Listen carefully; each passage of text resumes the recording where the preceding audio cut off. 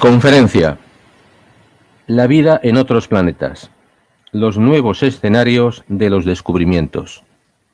Miguel Abril, físico e ingeniero electrónico, investigador del Instituto de Astrofísica de Andalucía.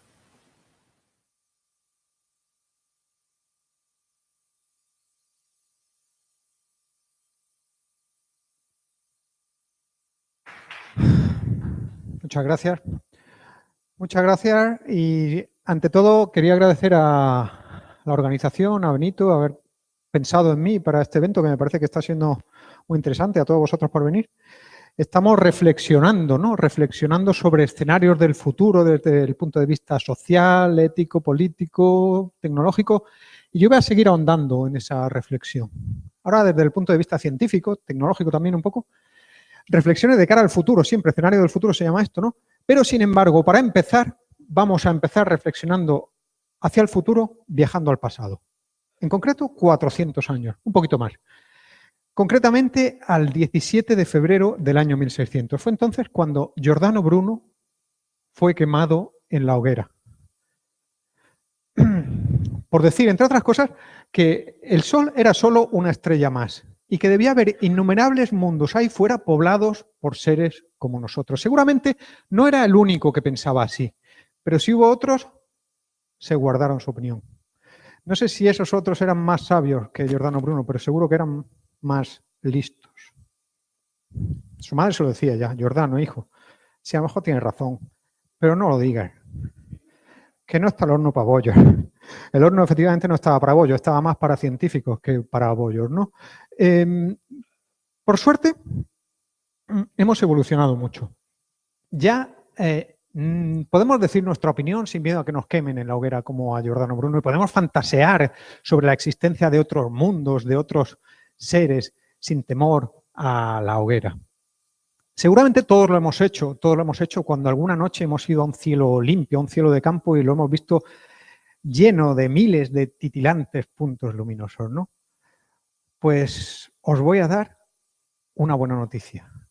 No solo ha evolucionado nuestra mentalidad, no solo hemos avanzado en ese sentido, sino que también hemos avanzado mucho, muchísimo desde el punto de vista tecnológico.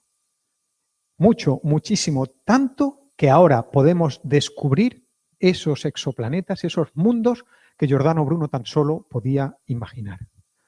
Los llamamos exoplanetas o planetas extrasolares, porque son planetas que orbitan en torno a estrellas distintas a nuestro Sol, en torno a otras estrellas. Hemos descubierto, si se puede bajar un poquito la luz, aunque sea solo, ¿vale? Hemos descubierto exoplanetas, y no uno ni dos, no. Hemos descubierto más de 3.900. Fijaos que ahí pone 3.700 y es de hace poco esta diapositiva. O sea, ya son más de 3.900. Esto avanza, que es una barbaridad, ¿no? Es un campo de la ciencia que avanza muchísimo. Como veis aquí, la mayoría son gigantes gaseosos, parecidos a nuestro Júpiter, a nuestro Saturno. No está claro si es porque son los que más hay o simplemente porque son los más fáciles de detectar, pero también hay una buena morterada de tipo terrestre, 701 tenemos, 982 un poquito más grandes que la Tierra, 72 más chiquititos, en fin, hay de todo tipo. Hay muchísimos exoplanetas. Eso sí, no os tenéis que creer esas ilustraciones que se ven en la prensa, en los vídeos, en los telediarios. No os lo creáis. No, porque no sabemos cómo son. Aquí os ponen un planeta con su estrella, os lo dibujan de colores y tal. No, No tenemos ni idea de cómo son. Os recomiendo esta serie de vídeos, El astrónomo indignado, que han realizado en mi instituto el jefe de la unidad de comunicación científica, Emilio García, y Manolo González, en el que habla de estos temas. Critican un poco la idea que se tiene de algunos conceptos científicos, en concreto astronómicos, que nos han hecho ver los medios de comunicación. Y uno de los capítulos va precisamente de eso, de cómo nos imaginamos los planetas y cuando son todo imaginaciones. El astrónomo indignado está siempre enfadado, ¿no?, con estas cosas. Bueno, por cierto, Manuel González, un compañero mío, que también te cuenta la vida de las estrellas, las supernovas y algunos instrumentos astronómicos en clave de coplas de Lola Flores y de Azúcar Moreno, ¿no? Algún día lo traeremos. Sí, no sabemos cómo son los exoplanetas. Los exoplanetas nos los presentan así y en realidad lo que sabemos de los exoplanetas es esto. Puntos en una gráfica, ¿no? A partir de ahí deducimos un montón de cosas y eso tiene más mérito que si tuviéramos visión directa del planeta. Con esos puntitos ya os voy a contar todo lo que se puede hacer. O esto, también podemos tener esto, un espectro de la luz de la estrella. Bueno, de todos esos exoplanetas, como hemos visto, la mayoría son gigantes gaseosos, pero también hay muchos terrestres, muchos rocosos, y de ellos hay algunos que están en lo que se denomina zona de habitabilidad. Es decir, una región orbital que no está ni muy cerca ni muy lejos de su estrella, sino a la distancia justa como para que el planeta sea templado. Eso es muy importante. ¿Por qué? Porque en un planeta templado es posible que exista agua en estado líquido en su superficie. Y eso, la existencia de agua líquida en superficie o por debajo, pero sobre todo en superficie, es a día de hoy parece la condición necesaria para que se pueda desarrollar la vida, al menos la vida tal y como la conocemos. Hay muchos planetas. Hemos dicho que hay 3.900, un poquito más de exoplanetas, y hemos visto que los terrestres rocosos son menos y menos de esos todavía los que están en zona habitable. Esos son los exoplanetas que nos interesan, sobre todo, porque son los que podrían albergar vida, ¿no? Bueno, es verdad, hay muchos menos, pero como hay tantísimos exoplanetas descubiertos, más de 3.900, todavía nos quedan un buen saco de exoplanetas potencialmente habitables, en zona de habitabilidad. Aquí vemos algunos y esta es la cuenta total que está más o menos actualizada, a lo mejor hay alguno más porque esto de hace 2 días y esto avanza muy rápido. Como vemos hay 22 exoplanetas del tamaño terrestre, un poquito más grandes 32 y uno un poquito más pequeño, en total 55 exoplanetas parecidos a la Tierra en zona habitable. Bueno, pues en esa búsqueda de exoplanetas, en realidad esta es un campo, una disciplina muy joven. El primer exoplaneta se descubrió en 1992. Hace solo 26 años, ¿no? Y desde entonces hay una verdadera fiebre por ellos. Es una de las ramas de la astronomía que más ha evolucionado y más descubrimientos ha hecho. En esa carrera está jugando ya, de hecho, un papel fundamental, un instrumento astronómico que se llama Cármenes. Aquí podéis ver el logo, que igual lo habéis visto en algún sitio, aunque no seáis aficionados a la astronomía, porque se ha clasificado como el logo más feo del mundo. Entonces, ha salido en programas de zapping y tal, ¿no? ¿No lo ves?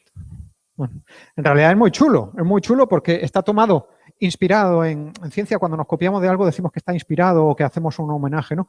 En un póster de Joan Miró de España, y representa una estrella enana roja con un exoplaneta, o sea que mola. El acrónimo también tiene tarea. Se pasaron 1 año haciendo este acrónimo. Eso es el acrónimo de una cosa así de larga que te expresa lo que es el instrumento. Bueno, una referencia mundial en la búsqueda de exoplaneta. Entonces diréis vosotros, entonces si una referencia mundial estará en Wisconsin, ¿no?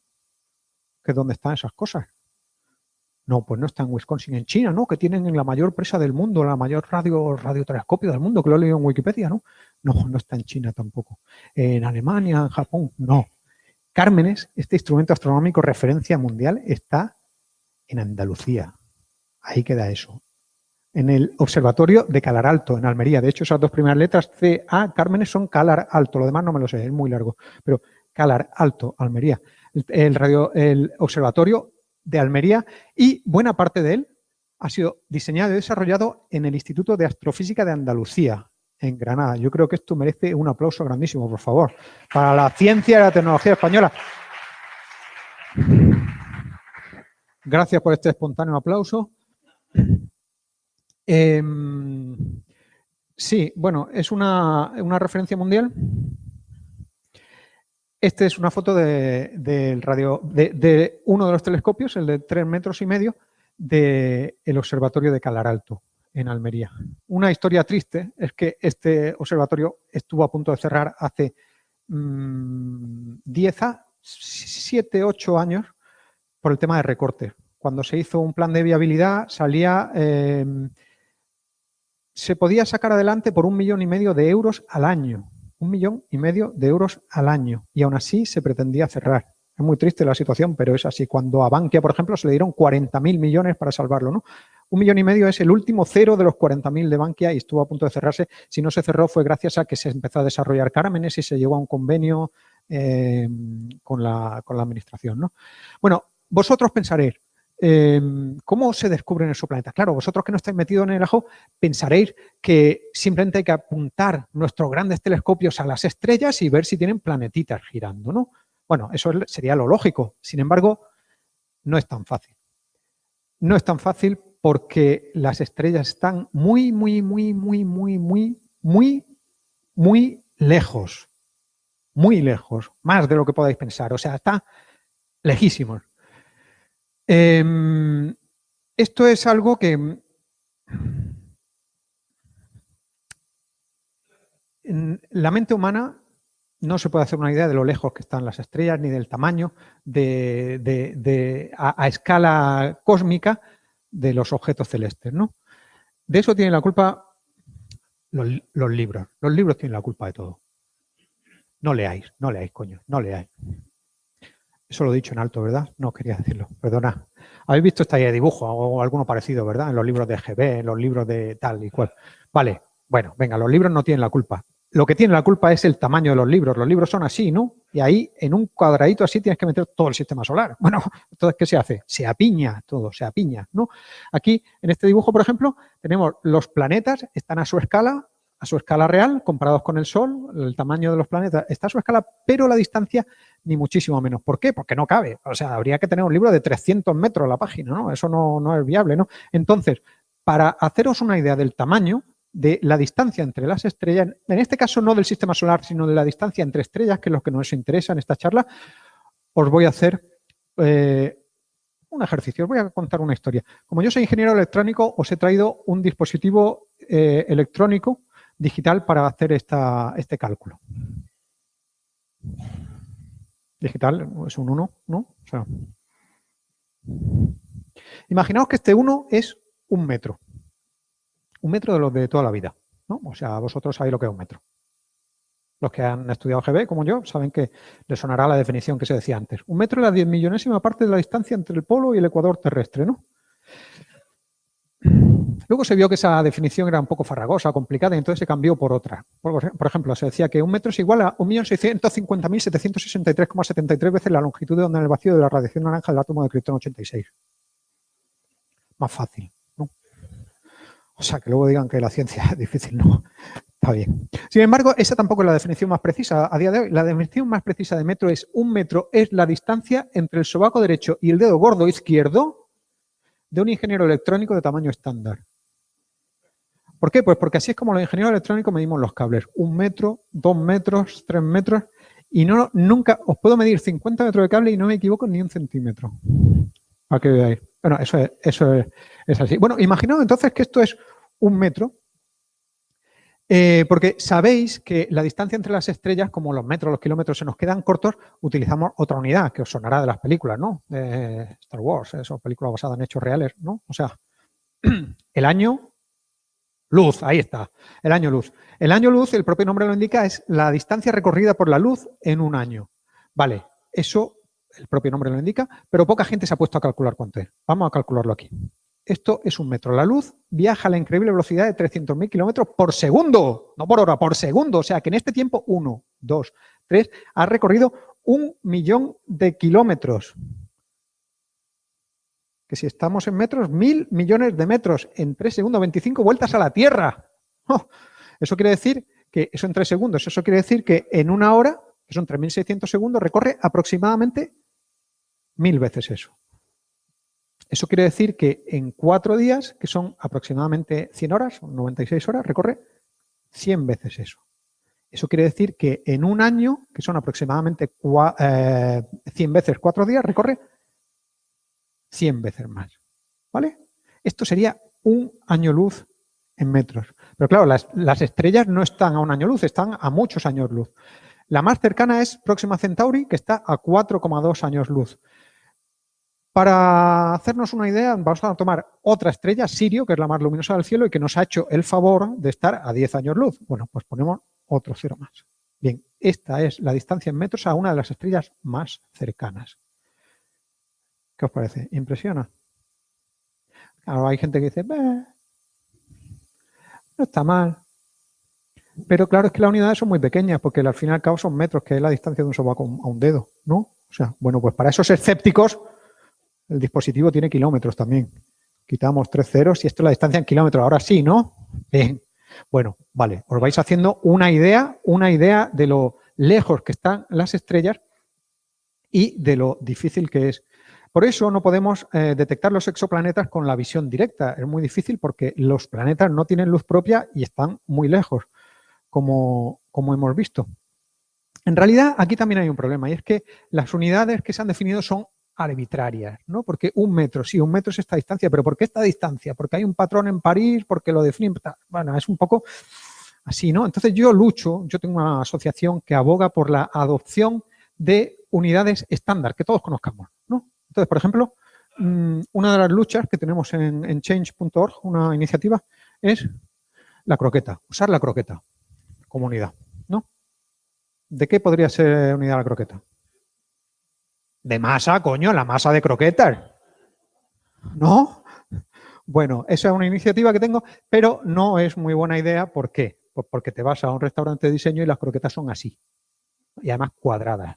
Coño, vamos a una croqueta cuadrada. Y sin embargo, en casa de mi suegra, las croquetas son así y tienen la densidad de un agujero negro.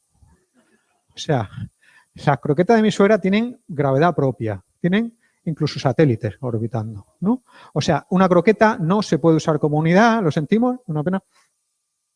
Pero hay otra unidad que sí se ha adoptado, o sea, oficiosamente, esa seguro que la conocéis todos, ¿no?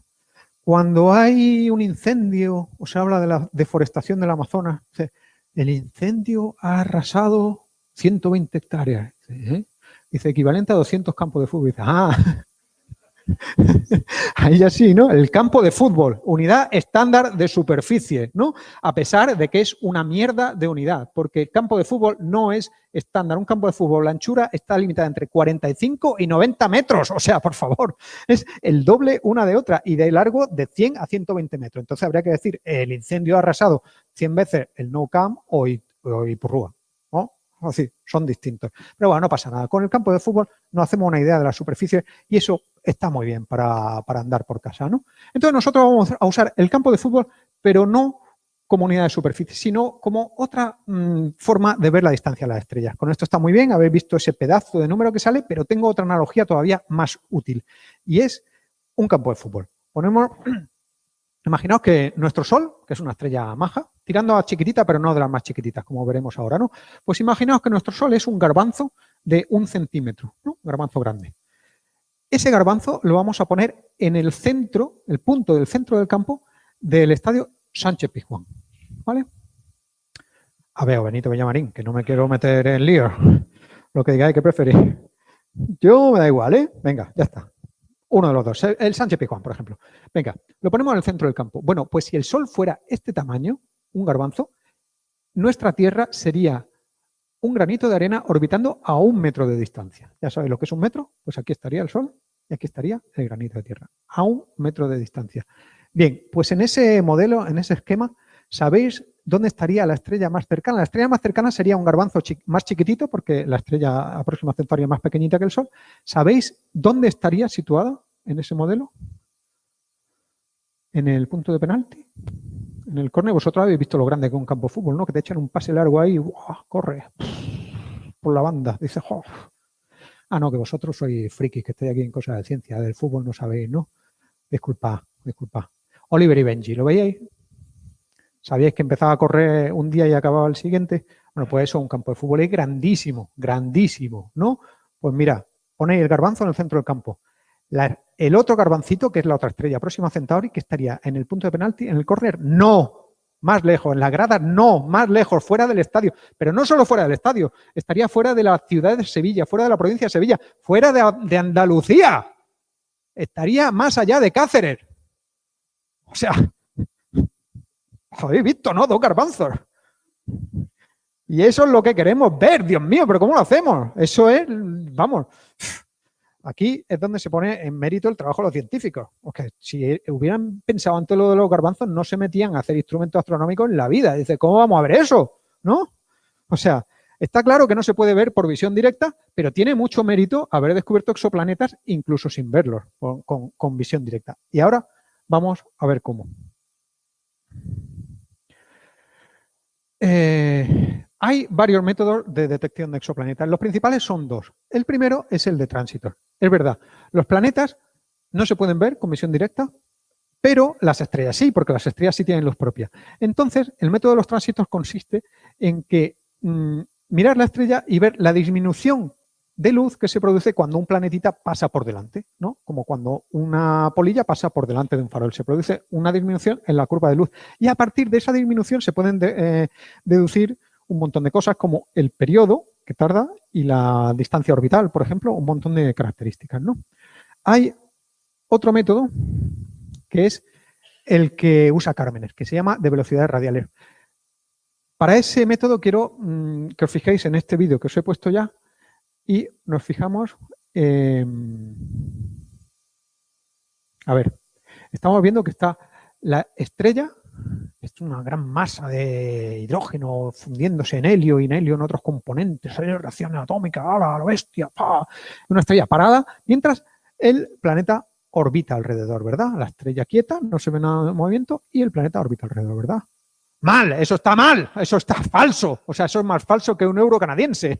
No, porque, bueno, vamos a ver, el vídeo está bien hecho porque a esta distancia no se iba a reconocer el movimiento de la estrella. Pero la estrella también se mueve porque en física se sabe que en un sistema con 2 cuerpos, ambos que están rotando, ambos no es que uno rote en torno al otro, sino que ambos están rotando en torno al centro de masas del sistema. Lo que pasa que, como la estrella es mucho más masiva, se mueve mucho menos, pero tiene un movimiento pequeñito, un movimiento muy pequeño comparado con el del planeta, pero lo suficiente como para poder ser detectado con instrumentos de alta precisión como Cármenes, como este que os he contado. Para que os hagáis una idea de la precisión a la que se ha llegado, que a mí me parece un dato muy curioso, fijaos que para estrellas situadas a esta distancia, como Sirio o incluso más lejos, porque estamos observando muchas estrellas, se está detectando cambios en la velocidad de la estrella, que son los que nos van a decir si tiene exoplanetas o no, con una precisión de...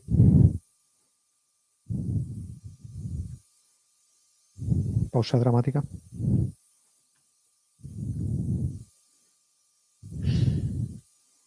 Un metro por segundo. O sea, esa es la velocidad a la que camina un jubilado por un parque. O sea, esa es la precisión que vamos a conseguir, que estamos consiguiendo con Cármenes. A mí me parece un dato realmente asombroso. Total, que así es como vamos a intentar descubrir exoplanetas. ¿Y qué pasa que la estrella se mueva? Bueno, eso lo vamos a utilizar... Siempre me asusta eso. El efecto Doppler. Os suena el efecto Doppler, ¿verdad? Ese que siempre estudiamos con la ambulancia. La ambulancia, cuando se aproxima, el sonido es más grave que cuando, perdón, más agudo que cuando se aleja, porque manda las ondas y hay que sumarle la velocidad de la ambulancia. Bueno, el efecto Doppler es un fenómeno que se produce en todas las ondas, entre ellas las ondas electromagnéticas como la luz, ¿no? Lo que hemos visto antes. Entonces, el espectro de la estrella, que es las componentes, las rayas, las componentes de la luz, se va a mover en función del movimiento de la estrella, se va a mover hacia un lado o hacia otro, según la estrella se acerque o se aleje. Y de ese movimiento, estudiando el movimiento de la raya del espectro, vamos a conseguir saber cómo es el movimiento de la estrella y podemos deducir, mediante cálculos, si ese movimiento es debido a la presencia de uno o de varios exoplanetas y a qué distancia deberían estar y cuál sería su masa, ¿no? Son cálculos complejos, pero eso precisamente es lo que se estudia. Así es como se descubren exoplanetas. Ahora bien, os he dicho que había más de 3.900 exoplanetas descubiertos ya. Y os he dicho que Cármenes era una referencia mundial y que era tal. ¿Por qué? ¿No? ¿Qué tiene Cármenes de especial? Bueno, pues Cármenes es el primer instrumento diseñado específicamente para buscar exoplanetas en un tipo especial de estrellas, que se llaman estrellas M. Las estrellas M son pequeñas, bastante más pequeñas que el Sol. Aquí vemos Próxima Centauri, que lo que os he dicho es la estrella más próxima a nosotros en comparación con el Sol. También veis que son más rojas. De hecho, a las estrellas se las llama, a las estrellas M, también se las llama enanas M o enanas rojas, cosa que yo creo que es anticonstitucional. O sea, hay un clamor popular, vosotros lo sabéis, habéis oído noticias. No hay necesidad de humillar así, y yo desde aquí hago un llamamiento al señor científico jefe, al señor científico que le ponga el nombre a las cosas. No hay necesidad de humillar, son estrellas, todos somos estrellas. De hecho, sabéis que los chalecos amarillos, ¿sabéis el follón? Los chalecos amarillos nadie sabe porque originalmente empezaron por esto, o sea, en solidaridad con las estrellas. Por eso el color de los chalecos, ¿no? Amarillo como el sol, son así, solidaridad, que debían haberse documentado mejor, porque como he dicho que las estrellas son rojas, más rojas, pero bueno, ellos no lo saben, tampoco se puede saber. Hay un clamor popular, en fin, ¿cómo son las estrellas nanas rojas? Estamos con vosotras, nanas rojas. Aquí no sé si se ve la zona, pero hay una comparación entre el Sol y la estrella más cercana, Próxima Centauri. ¿Qué pasa que sean más, qué nos importa que sean más frías, más chiquititas? Bueno, pues tiene una ventaja muy grande frente a estrellas del tipo solar. Y es que al ser más frías y más chiquititas, la zona de habitabilidad, esa zona que os he dicho que permitiría que el planeta fuera templado y que hubiera agua líquida en su superficie, está mucho más cerca. Es esta franja verde que vemos aquí. Está comparada, ojo, no con la zona de habitabilidad del Sol, sino con la órbita de Mercurio, que queda todavía muy lejos de la zona de habitabilidad. Entonces se ve que en el caso de una estrella enana roja, la zona de habitabilidad está mucho más cercana que en el Sol. Y eso hace que la detección de planetas, de exoplanetas, en esa franja, que son las que nos interesan sobre todo, sea mucho más sencilla que en el caso de estrellas de tipo solar. Bueno, pero ¿cómo se...? Os he dicho que Cármenes es un instrumento astronómico, pero ¿qué es un instrumento astronómico? ¿Qué es eso de un instrumento? Claro, los que no estáis metidos en el ajo no saben que es un violín, un piano. No, o sea, vamos a verlo. En concreto, el caso de Cármenes, ¿cómo es? Lo primero, para un instrumento astronómico necesitamos o bien un telescopio o bien una misión espacial, porque hay instrumentos que se mandan a otros planetas o orbitan para tener menos contaminación atmosférica y eso, ¿no? En el caso de Cármenes es un instrumento terrestre, así que necesitamos un telescopio. Lo tenemos, el telescopio de 3,5 metros de calor alto. Es grande, habéis visto, sabéis que los telescopios se miden por el tamaño de su espejo principal. Este es un espejo de 3,5 metros, es grande. Aquí veis el telescopio, este sería el espejo principal, comparado con unas personas que hay aquí. O sea, es grande, ¿verdad? Pues no, no es grande, es pequeño. Bueno, pequeño, vamos a ver, es mediano. No está mal, pero ahora hay telescopios de 6 metros, de 8 metros de espejo, de 10 metros. Hay telescopios mucho más grandes. Este se ha quedado un telescopio mediano. Se está construyendo incluso un telescopio de 39 metros. Un telescopio a que los científicos han llamado telescopio extremadamente grande. Están en sus cosas, o sea, están en sus cálculos, están haciendo cuentas, pero no le pidáis nombres tampoco, o sea, hacen lo que pueden, ¿no? ELT, telescopio extremadamente grande, anda. Bueno, tenemos el telescopio. Aquí, el telescopio lo primero que hay que hacer está el culo del telescopio y hay que hacer un sistema de adaptación, de forma que la luz que recogemos de la estrella se adapta a nuestro instrumento y se manda por medio de fibras ópticas a la parte central del instrumento. En esta foto no os he dicho, creo, que Cármenes es un proyecto conjunto hispano-alemán. Entonces, en esta foto se puede ver varias personas, aquí hay uno con pinta alemán, hay otro, se puede ver que da igual que sean españoles, que sean alemanes, que sean ingenieros, que sean astrónomos, que sean albañiles. Aquí al final hay uno que trabaja y los demás miran.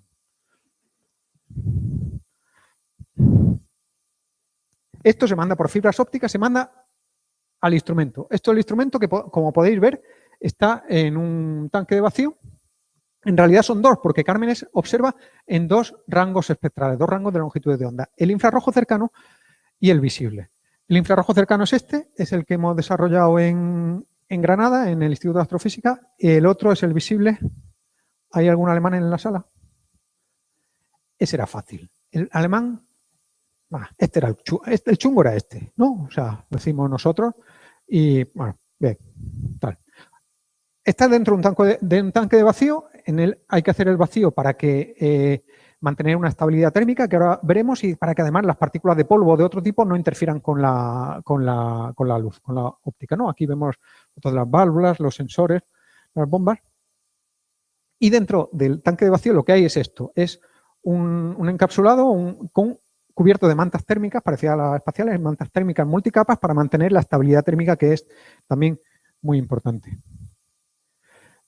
Para diseñar, para mantener ese instrumento en frío, porque creéis que era broma, pero es verdad, el instrumento que hemos diseñado nosotros es infrarrojo cercano y entonces tiene que estar a temperaturas criogénicas. Funciona a 138,2 grados centígrados bajo cero, ¿no? Y por eso hemos tenido que desarrollar un sistema de enfriamiento que ha sido lo más complejo. Mientras que el alemán, como es visible, pues estaba a temperatura ambiente. Ah, claro, es que somos alemanes. No, es que... ¿Qué hay dentro del encapsulado? Bueno, pues dentro está la óptica, que es el corazón del sistema, que consta de cámaras, de lentes, de elementos ópticos, entre ellos este que es el elemento dispersor. Es el que recoge la luz del telescopio y la convierte en el espectro. Este es el componente principal, ¿no? Y con el espectro luego ya se hacen otras cosas. Y todo esto está controlado por una electrónica de toma de sensores de temperatura y todo centralizado en una pantalla de control táctil, que es la que veis aquí, que es la que centraliza y gestiona todos los procesos. Para esto hace falta un equipo de ingenieros, electrónicos, ópticos, mecánicos, de software, que ante estos retos no venimos arriba. O sea, nos gustan más que si nos dejaran una noche en Ikea. Ahí, haced lo que queráis. Venga, hala. Total. ¿Todo para qué? Para conseguir al final esto. Esto es el espectro. Al final, una serie de líneas que corresponden al espectro de la estrella. Y vosotros pensabais que esto hacían los astrónomos, ¿verdad? Mirar por un tubito y dibujar los resultados. Bueno, eso hace mucho tiempo que dejó de ser así. Ahora el trabajo de astrónomos no es tan romántico, pero es mucho más eficiente. De hecho, prácticamente desde el principio, desde los inicios de la fotografía, eso es así, porque, claro, la fotografía se vio desde el principio que era una gran ventaja, no solo porque el resultado de las observaciones se plasmaba ya en una placa, no había que dibujarlo, sino sobre todo porque los efectos de la fotografía son acumulativos. Tú cuando miras por un telescopio, con tu ojo solo ves la luz que recibes en ese instante. Sin embargo, cuando lo registras en una placa fotográfica o en otros dispositivos más modernos, lo que haces es acumular luz durante el tiempo que lo tengas abierto. Entonces, si pones una exposición de 30 segundos, de 10 minutos o de una hora, vas a ver cosas, como esta, por ejemplo, que es una fotografía antigua de 1882, cosas que no ves cuando solo con el ojo. En ese caso, un cometa. Pero todavía no hemos terminado, porque con esos datos, con ese espectro, todavía hay que hacer más cosas. Hay que hacer una serie de procesado con programas de tratamiento de datos para al final conseguir el espectro mejorado y al final conseguir las líneas espectrales y ver cómo esas líneas se van moviendo. De ese movimiento podemos deducir cómo se mueve la estrella, que es lo que hemos visto antes, y de ese movimiento de la estrella podemos inferir si ese movimiento es debido a la presencia de uno o de varios exoplanetas y cuántos serían, dónde estarían colocados, para si tenemos suerte que alguno estuviera en la zona de habitabilidad, para si tenemos suerte que alguno tuviera agua, para si tuviéramos suerte en alguno se hubiera desarrollado la vida y si tuviéramos mucha suerte, incluso la vida inteligente. Eso es lo que estamos haciendo. Ese soy yo y el otro es el de las coplas. Eso es lo que estamos haciendo. Estamos buscando vida, nada más y nada menos. Pero no es tan fácil. Lo siento, habéis venido arriba y decía, joder, qué guay. O sea, vida. No es tan fácil, no es tan fácil. Porque sí, buscamos vida en estrellas de tipo M, enanas M.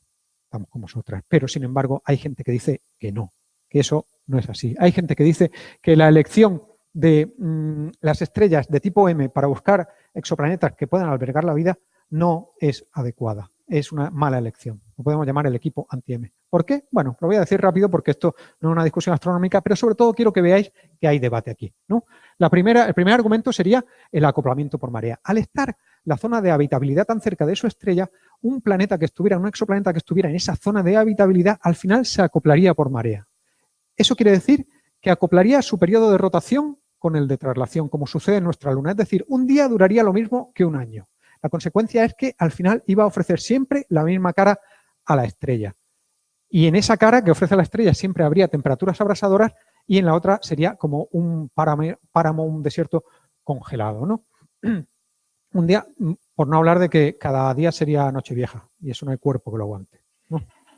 O sea, esos son los argumentos de esta gente, pero nosotros, el equipo M, los que pensamos que sí puede haber vida, decimos, bueno, vale, eso es verdad en la Luna, pero también puede ser acoplamiento, por ejemplo, de tipo 3-2, como en Mercurio, el primer planeta de nuestro sistema solar, que da 3 vueltas sobre sí mismo por cada 2 vueltas, y eso alrededor del Sol. Y eso hace que se suavice la distribución de temperaturas.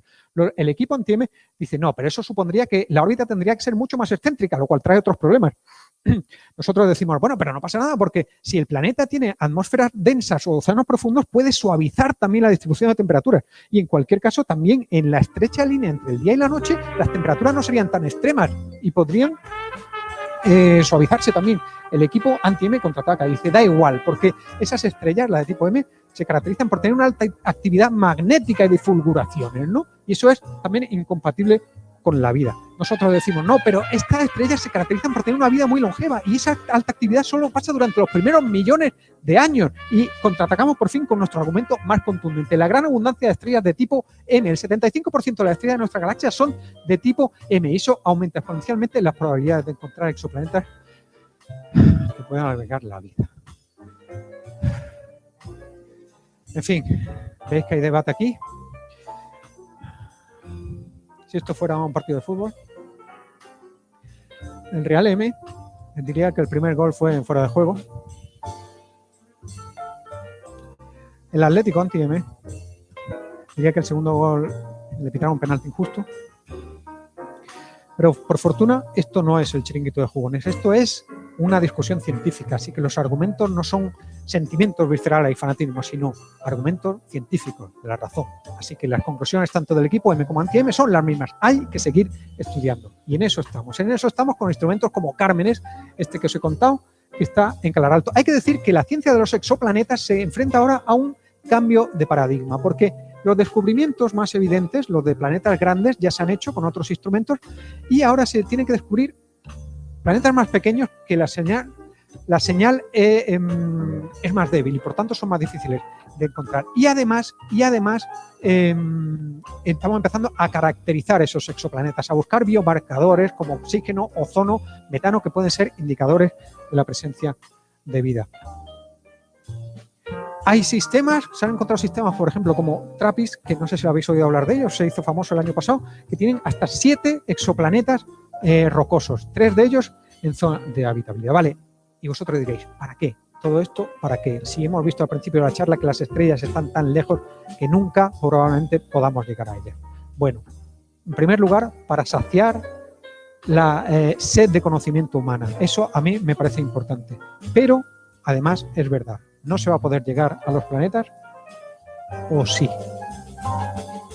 Ya hay un proyecto, no para viajes tripulados, pero este proyecto, Breakthrough Starshot, pretende mandar en solo 20 años, muchas miles de naves, de sondas diminutas del tamaño de un sello de correo, quizá un poquito más grandes, usando otra tecnología, que no son cohetes, sino son velas solares impulsadas por rayos láser de alta potencia, de forma que como en el espacio no hay rozamiento, aumentaría hasta 1/5 parte de la velocidad de la luz. de forma que en 20 años llegarían a Próxima Centauri y en otros 20 años, en 5 años o así, mandarían la señal. Eso quiere decir que en menos de 50 años podríamos saber lo que está pasando en Próxima B, en ese planeta descubierto. ¿Quién sabe? ¿Quién sabe si a corto, a medio, a largo plazo descubriremos la tecnología para poder hacer viajes tripulados? Si ese es el caso, cuando se hagan esos viajes recordaremos estos días como los de los pioneros, los de aquellos que empezaron a dibujar el mapa de nuestro vecindario cercano, de nuestra galaxia cercana. Igual que esos exploradores que hace 500 años, precisamente lo estamos celebrando ahora, empezaban a sustituir el texto terra incógnita de sus mapas por el de los ríos, los mares, las costas, las montañas que iban descubriendo conforme avanzaban. Estaban empezando a programar el GPS que nos guiará a través de nuestros viajes interestelares. Tal vez sea el caso, tal vez. Y Cármenes, con un poco de suerte, será una de las voces que nos dirá en qué salida de la rotonda tenemos que salir. Tal vez hayamos encontrado ya, tal vez estemos cercanos a encontrar un segundo hogar, un planeta al que la humanidad podría mudarse en el caso de que dentro de siglos o milenios tuviéramos que dejar nuestra amada Tierra, ¿no? Tal vez. O sea, imaginaos lo que estoy hablando, un segundo hogar. Pues mirad, incluso con la trascendencia que eso supone, un segundo hogar para la humanidad, creo que eso no es lo más importante, porque la trascendencia a día de hoy de todo esto que os estoy contando, en mi opinión, es sobre todo filosófica. Porque es cierto, hemos avanzado mucho, nuestra mentalidad ha evolucionado. Ya podemos expresar nuestras opiniones, fantasear sobre otros mundos sin que nos quemen en la hoguera, como a Giordano Bruno. Y es cierto, casi todos estamos casi convencidos de que el universo es demasiado grande como para que estemos solos y que seguramente en uno de esos puntos hay otros seres igual parecidos a nosotros, tal vez distintos, tal vez esos seres ahora mismo están mirando a nuestro sol y haciéndose la misma pregunta, ¿no? Sí, es cierto, eso es casi seguro, pero hasta que no los encontremos, inconscientemente el ser humano seguirá pensando que es el centro de la creación, el centro del universo. Así que el descubrimiento de un exoplaneta con vida sería tal vez el hito más grande de la historia de la humanidad. Un descubrimiento que nos pondría, nunca mejor dicho, los pies en la Tierra. Los pies en la Tierra sí, pero la vista, la mirada en los ojos, en las estrellas. Muchas gracias.